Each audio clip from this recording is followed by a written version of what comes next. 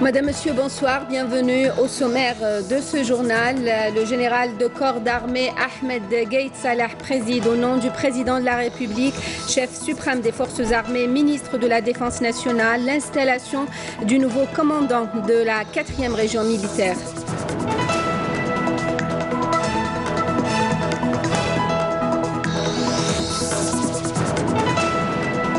Des moissonneuses batteuses exportées vers le Nigeria. Il s'agit de la première opération d'exportation de Sampo, filiale du groupe public AGM.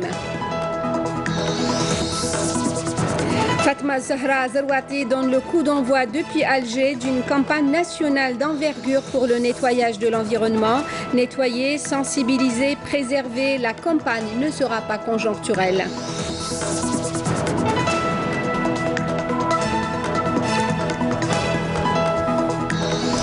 Dernier week-end avant la rentrée scolaire et sociale, beaucoup profitent jusqu'au bout des plaisirs de la mer. À suivre un reportage à la fin de ce journal. La coopération, pour commencer ce journal, le Premier ministre Ahmadou Yahya a reçu aujourd'hui le ministre délégué auprès du ministre de l'économie, du commerce et de l'industrie du Japon, actuellement en visite en Algérie. Le ministre du commerce, Saïd Djellab, a assisté à l'entretien. Saïd Djellab, le ministre du Commerce, qui a eu également un entretien avec le responsable japonais, le ministre délégué auprès du ministre de l'Économie, du Commerce et de l'Industrie. Une rencontre qui a permis de passer en revue les moyens pour promouvoir le partenariat et les échanges commerciaux entre les deux pays.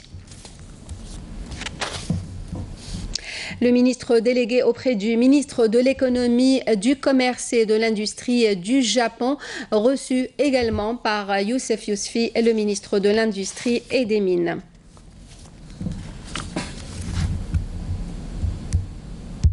Toujours au chapitre de la coopération, le ministre des Affaires étrangères, Abdelkader Msahel, a été reçu ce jeudi à Cape Town par le président sud-africain Cyril Ramaphosa, auquel il a remis un message du président de la République, Abdelaziz Bouteflika. Dans ce message, le chef de l'État réaffirme l'attachement de l'Algérie au renforcement de ses relations avec l'Afrique du Sud et la poursuite de la concertation bilatérale sur les questions régionales et internationales d'intérêt commun.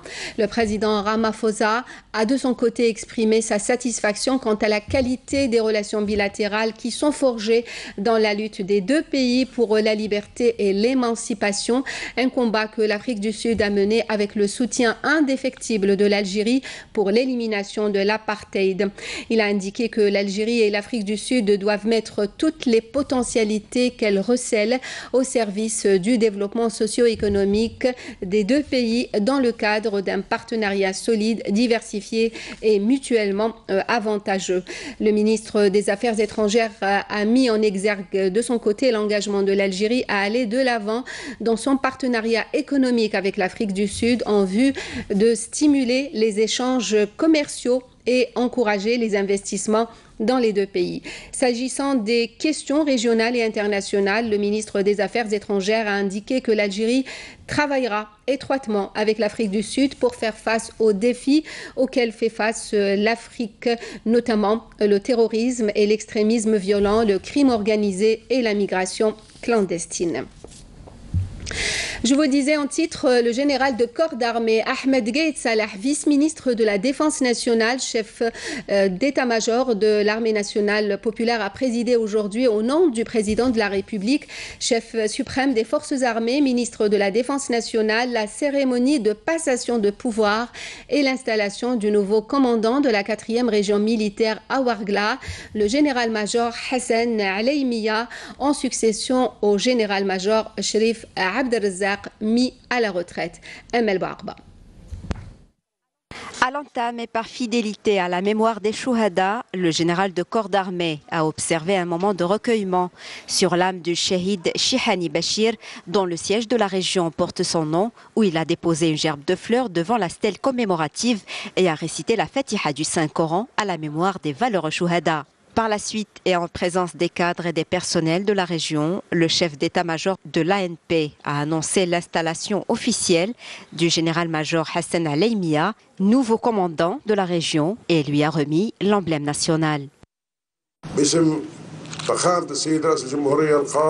Au nom de son Excellence, Monsieur le Président de la République, chef suprême des Forces armées, ministre de la Défense nationale, et conformément au décret présidentiel du 25 août 2018, j'installe officiellement en ce jour le général-major Hassan Alaimia, commandant de la 4e région militaire, en succession au général-major Sherif Abdelrezzaq.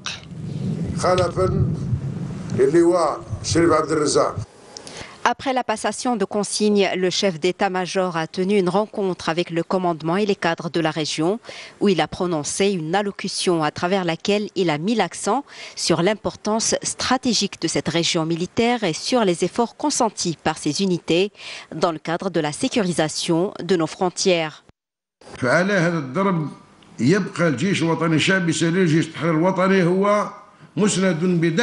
Sur cette démarche, l'armée nationale populaire, digne héritière de l'armée de libération nationale, appuyée par le soutien défectible de son Excellence, Monsieur le Président de la République, chef suprême des Forces armées, ministre de la Défense nationale, demeurera attaché à l'accomplissement de ses missions constitutionnelles avec dévouement et compétence et dans toutes les conditions et circonstances.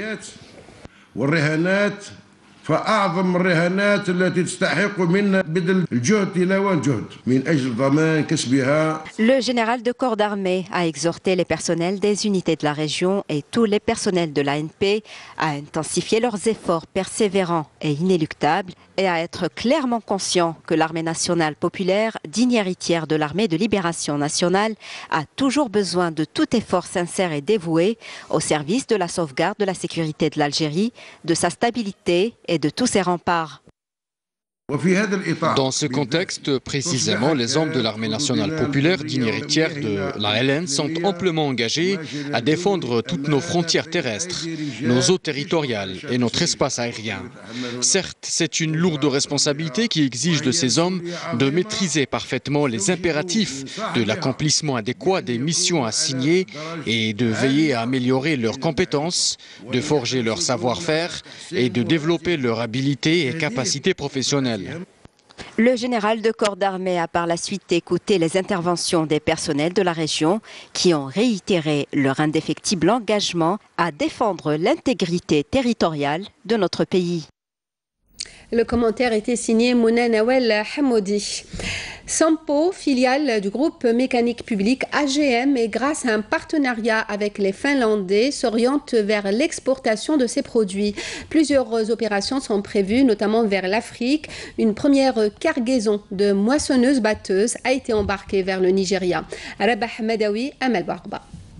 La société de production en matériel de récolte, Sampo, lance avec le concours de son partenaire finlandais sa première opération d'exportation, une nouvelle génération de moissons-batteuses vers le Nigeria. Filiale du groupe mécanique public, cette société compte exporter une partie de sa production vers des pays arabes et africains.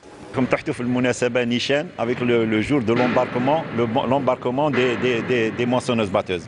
Donc c'est les premiers embarquements. Nous sommes en train de faire les embarquements au fur et à mesure. On a aujourd'hui, demain, après-demain, jusqu'à jeudi pour terminer l'embarquement de toutes les machines. Donc aujourd'hui, vous voyez, c'est les premiers tabliers de coups qui sont en train d'être chargés sur les conteneurs. Et il y a les moissonneuses batteuses aussi qui vont être acheminées vers les conteneurs, les flats que nous avons réceptionnés de la société maritime. Et donc c'est la première opération. Vous êtes en train de voir que c'est une opération réelle qui est en train de se détériorer à Nigeria.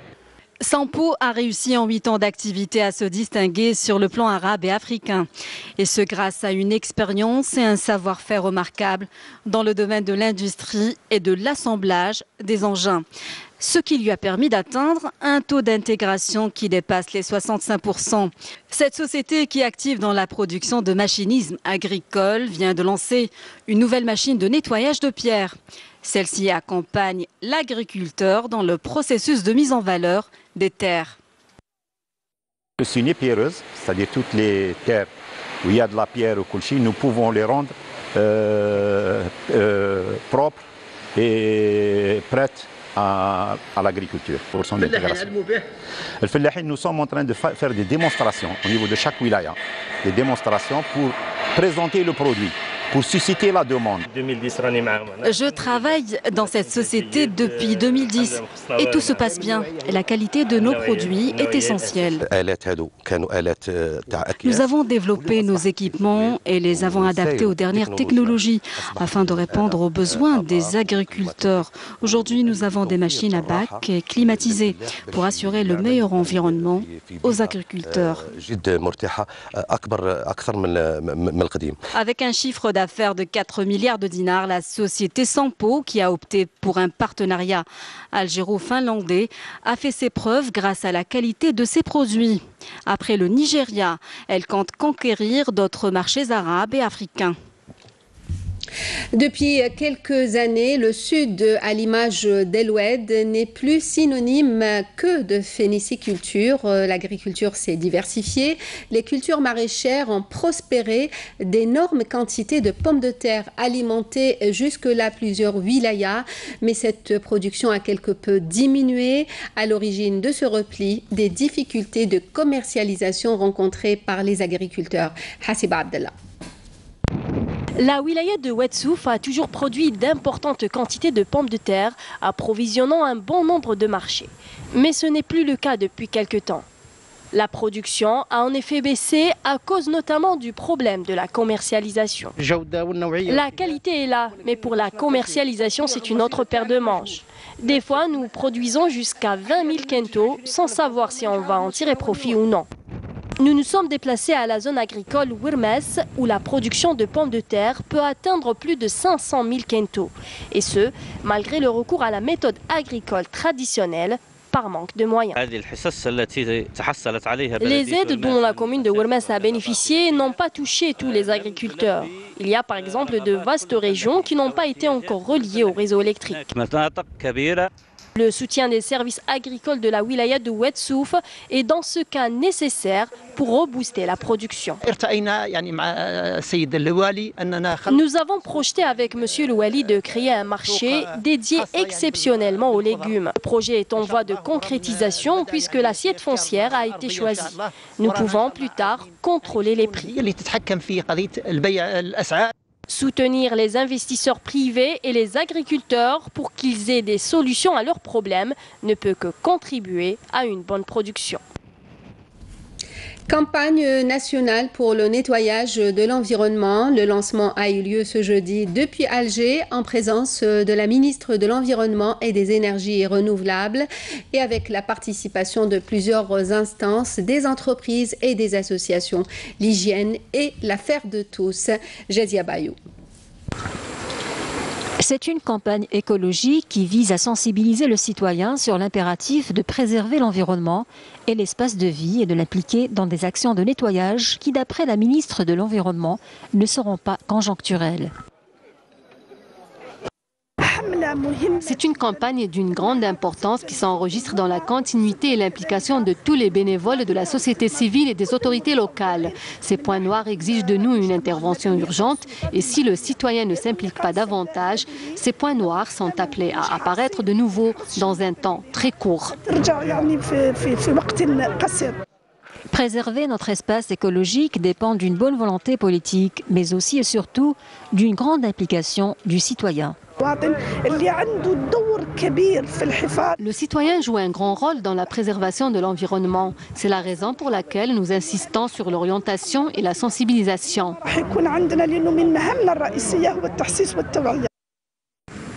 Le citoyen est donc appelé à travers cette campagne écologique à prendre conscience de l'importance de préserver au mieux et au quotidien son espace de vie. Des bénévoles aussi à Adrar, ils se sont donné rendez-vous via les réseaux sociaux pour une grande opération de nettoyage des écoles primaires juste avant la rentrée scolaire. C'est un groupe de bénévoles composé de 70 cadres évoluant dans différents secteurs d'activité qui a pris l'initiative de nettoyer les écoles primaires dans cette wilaya. Le but est de permettre aux enfants d'évoluer dans un environnement propre et sain. Notre souhait est que les enfants trouvent les écoles propres à la rentrée. À ce jour, nous avons nettoyé 15 écoles primaires sur un nombre global de 37 que nous allons nettoyer. Nos parents nous ont inculqué le sens du bénévolat. En tant qu'enseignants, cadres de l'État, nous prenons part à cette campagne de bénévolat pour rendre propres les écoles que fréquentent nos élèves. Main dans la main, ces bénévoles travaillent sans relâche pour accueillir les enfants dans de bonnes conditions d'hygiène. Parmi les autres objectifs assignés à cette campagne, inculquer la culture environnementale aux élèves. C'est une chose indispensable, il faut la faire. Cette tâche n'incombe pas uniquement aux femmes d'entretien. Il faut que l'hygiène soit une culture, un geste à faire au quotidien.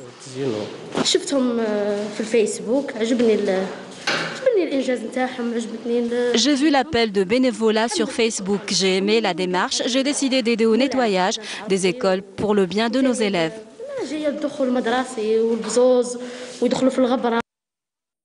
L'hygiène doit être l'affaire de tous. Elle ne relève pas seulement des agents de nettoyage. Et ça, les bénévoles l'ont compris et démontré à travers leur action plus que louable. 3 casemates pour terroristes et 4 bombes de confection artisanale ont été découvertes et détruites hier par des détachements de l'armée nationale populaire lors d'opérations de recherche et de fouilles menées à Médéa et Skikda, annonce ce jeudi le ministère de la Défense nationale. Le MDN qui nous apprend aussi qu'un détachement de l'ANP a intercepté à Tamanrasset un orpailleur et saisi 4 groupes électrogènes, 2 marteaux-piqueurs et un détecteur de métaux. Par ailleurs, des gardes-côtes ont déjoué à Annaba des tentatives d'immigration clandestine de 59 personnes qui se trouvaient à bord d'embarcations de construction artisanale, tandis que 8 immigrants clandestins de différentes nationalités ont été interceptés à Tlemcen et Ghardeya, précise la même source.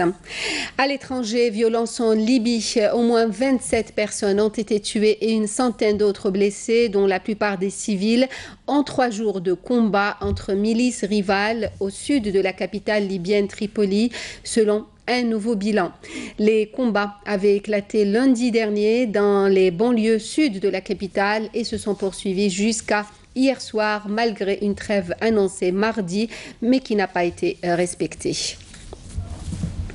L'Algérie qui suit avec préoccupation et déplore dans un communiqué du ministère des Affaires étrangères cette violence. Elle souligne à nouveau qu'il n'y aura pas de paix durable en Libye en dehors du dialogue et de la réconciliation nationale et on appelle à toutes les parties libyennes à s'engager dans un processus devant conduire à une solution globale qui préserve la paix et la stabilité dans ce pays frère et voisin, ajoute le communiqué du ministère des Affaires étrangères.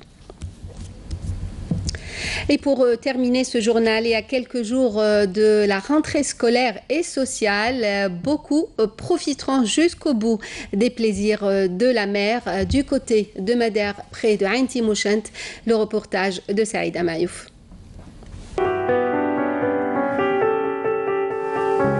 Une magnifique vue panoramique sur la Méditerranée et un paysage de toute beauté qui s'offre au regard. Une eau cristalline, une plage au sable fin doré, des montagnes imposantes, la forêt, mais encore en face, les îles Abébas.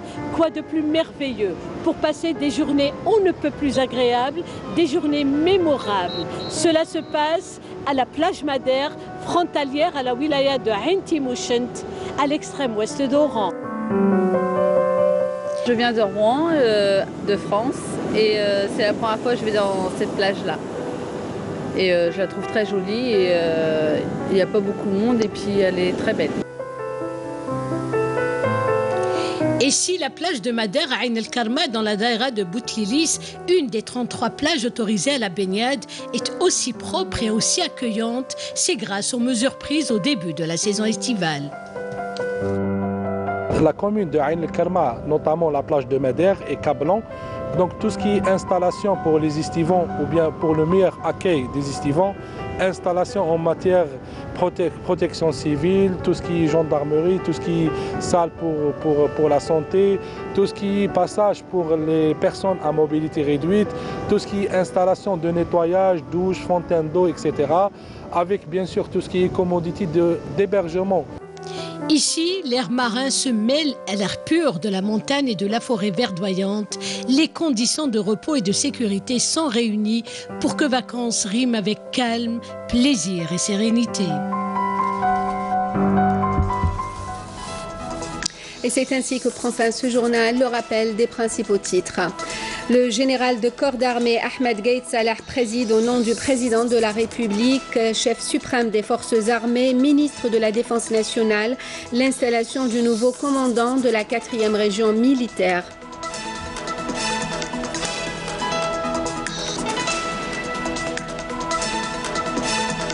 Des moissonneuses batteuses exportées vers le Nigeria. Il s'agit de la première opération d'exportation de Sampo, filiale du groupe public AGM.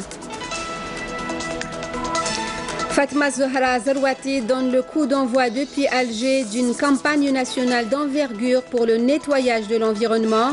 Nettoyer, sensibiliser, préserver, la campagne ne sera pas conjoncturelle.